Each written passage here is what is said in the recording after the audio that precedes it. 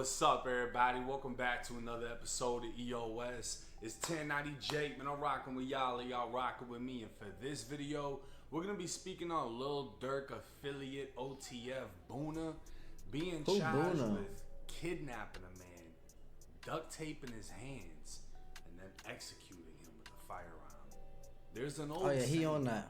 You can take a dog out the hood, but you can't take the hood out the dog. That boy said, put your hands Chicago together. has bred some of the most Nigga, stupid. Generations of kids have grown up around vicious, senseless violence. So what happens when one of these kids moves out of Chicago? You'd think it would save them, but the reality is, hurt people, and some people are just too far gone. 32-year-old Michael Golden would be more commonly known as OTF Boona, a close associate of Lil Durk. A black disciple, Boona was from Lamron, otherwise known as 300, and his reputation. I ain't never heard of Boona or seen Boona. When they said, I thought they would say Vonnie or something. 17 for a weapon, 18 for armed robbery, and later for a machine gun, Boona was very much a product of his environment. But soon he'd start to exceed expectations. With Durk's rise to fame, he'd move OTF down south, making Atlanta home base.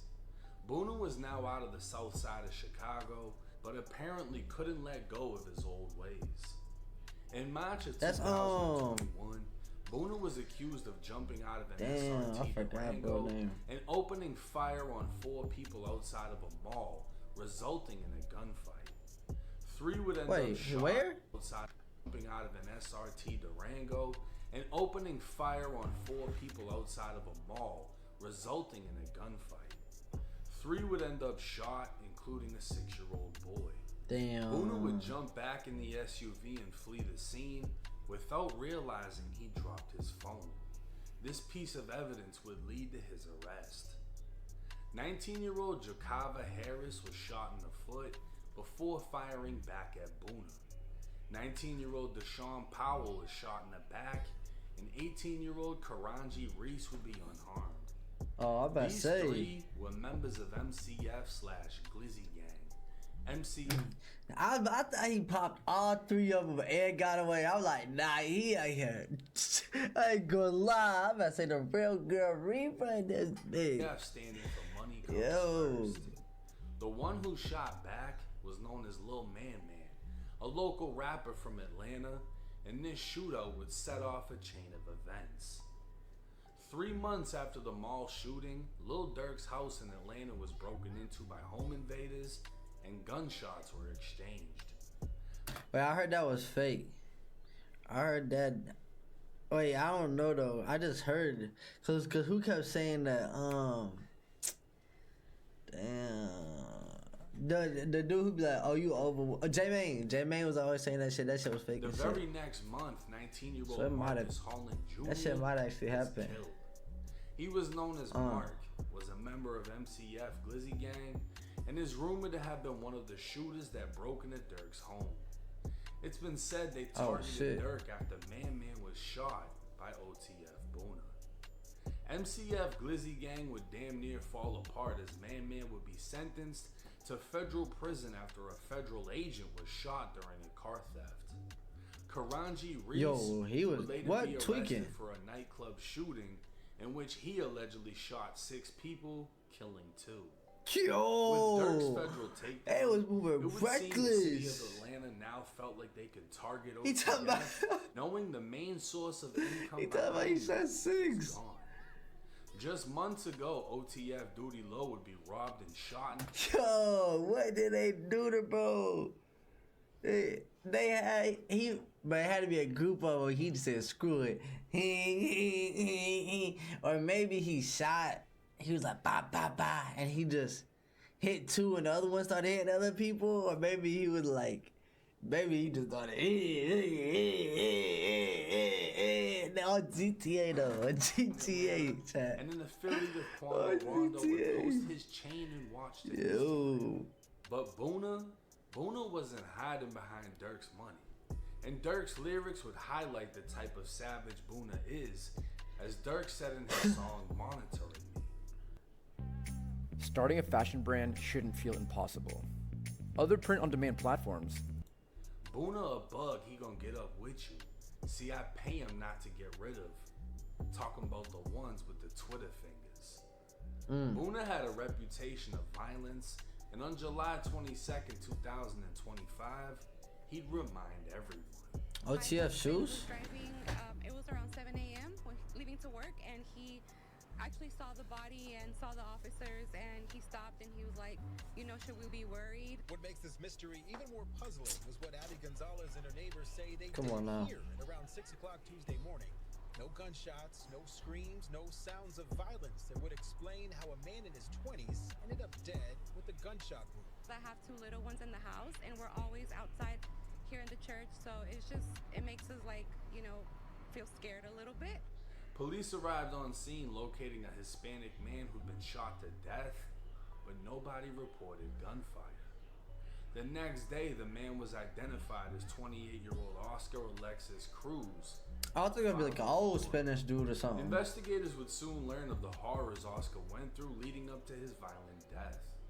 An arrest warrant would be signed for Boona on August 7th. It would allege Boona traveled to Lawrenceville, a city 40 minutes from downtown Atlanta.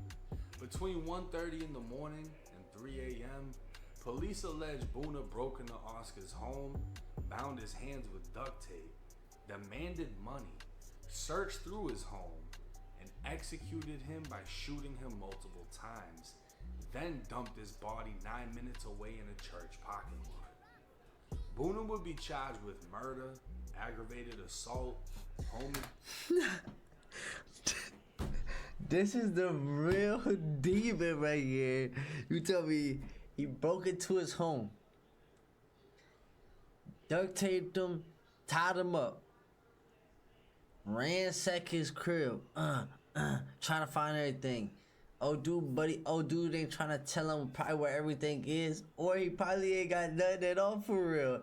Then he kills him. GTA though. Drives on 9 minutes down the street, drops him off at a church. And then he done shot, wait, it done say, hey, YouTube said, hey, YouTube done say he done shot too many people. Hey, this is a real demon. invasion, kidnapping, armed robbery, and possession of a firearm by a convicted felon. Escaping the city of Chicago and moving to Atlanta for a new start. Hey, that's OTF. Why can't I think of nobody's Boona names right now? It's is too just late. Boona without Durk. The fame, the fortune was sitting inside of a federal facility. Yeah, right there. While Dang, Boona I was forgot his left to name, fend bruh. for himself and revert back to the old him. As the quote says, you can take a dog out the hood, but you can't take the hood out the dog. And now, Boona is facing fucking forever. And Damn. for bounding someone with duct tape before executing them, I wouldn't be surprised if he faces execution by the state of Georgia. Nah, Now, yeah, one he of in the most South. They don't important play. things to take from this video, in my opinion, is Lil Durk is OTF. OTF is nothing without Lil Durk. I don't think anybody has really reached that level of success aside from a handful of people out of Chicago. Right? You got G Herbo, you got Chief Keef. Yeah. As far as like millionaires or even multi-millionaires, Lil Durk is up there. And the guys Nah, he had for around sure. him were willing to do shit because that's what kept him in Durk's circle. Other than that, they didn't have anything. They didn't really add any value. They weren't dropping hit songs. And the music is how Durk is getting all of his fucking money. Without Durk, these dudes ain't OTF, they're just them. The money, the fame, the fortune, it's gone. It's inside of a federal facility. It's Durk. Without him, there's nothing else. And the thing is, I'm gonna be blunt with it, When Durk got locked up, whoever else was claiming OTF in Atlanta, all that shit they was stirring up. You know, they said Vaughn went down there and killed somebody, this and that. Then they had the robbery case where someone else got popped. Like, they went down to Atlanta and got into some shit. But the thing is, Durk had a shitload of money behind him, which meant so did OTF. And without Durk, these dudes out here doing whatever. We don't know what Boona was going through. He could have been trying to rob dude for weed, jewelry, whatever. We don't know the situation. I'm sure it wasn't just a random robbery. You know what I'm saying? Like, I highly doubt it. He was most likely looking for something, didn't find it, and everything was too far gone. Now he feels like he gotta kill him, and he did. I don't know how he got caught up. I don't know the details. There's a lot of details that haven't been released. All we can go off is the warrant, and this is what the warrant alleges. He broke into the crib, tied him up with fucking duct tape, searched through his shit, threatened him, kidnapped him, shot him to death, and dumped him in a church parking lot where he got found by a neighbor at 6 in the morning. And you know, the realization sets in when you see people that were once with a multi-millionaire traveling the world, being up on stage with him, now doing desperate crash out shit like this. And the realization is gonna hit him even more now that he realizes he needs a legal team, and he doesn't have that Drew Findling money. He doesn't have Young Thug's lawyers money, you know? He's just fucking Boona. What does he have? He just fucking Boona. The fact that he went and allegedly did something like this shows you he doesn't have much. Otherwise, he wouldn't be risking it all. And that's honestly what I respect about Duty Low. He got robbed, he got shot, and he went and did an interview on Danza Project. Shout out to them. And he basically broke it down like, you know what? Some gangster shit went down, and I just gotta respect the game. That's it. He didn't go crash out about it because he's still getting to a bag. He still has something going on. And he's staying out the way because clearly he watched his boy get taken down by the feds. And obviously nobody wants to go out like that.